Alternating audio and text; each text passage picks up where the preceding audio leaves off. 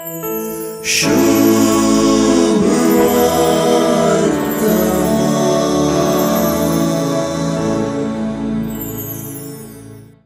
समाजांतल्या विशेष करून धार्मिक मुखेल समुदाया उदेशी आणि सीधा सांगचें तर शास्त्री आणि फारिजेवां उदेशी जेजून आपलो अभिप्राय दिलो आणि आपल्या पाटलाव्यांक फारिजेवी मानवभावां उदेशी शिसपणाचें लिसांव दिलें.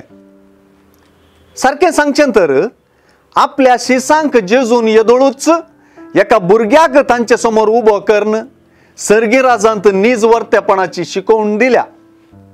तेच परी हुद्दो अधिकार आणि घनाचें स्थान आशेवपांत आसचें सर्गी राजा उदेशी ल्हानपण दाखोवन दिलां आणि खालत्यापणांतलें वर्तेपण उखलून धरलां.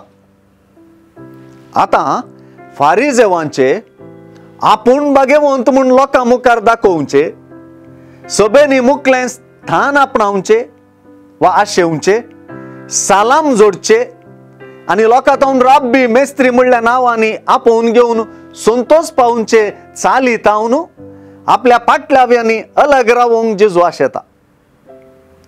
जड आणि वावोंक तांकां नासले भोरे बांदून मनशाच्या खांदार ते चडयतात, पूण आपुणूच ते उखलूंक एक बोट लेगून हालयनात म्हणल्या जेजूच्या उतरांनी नियमशास्त्र शिकोवपी शास्त्री आणि फारिजेवांचो नीज जिनोस व्यक्त जाता.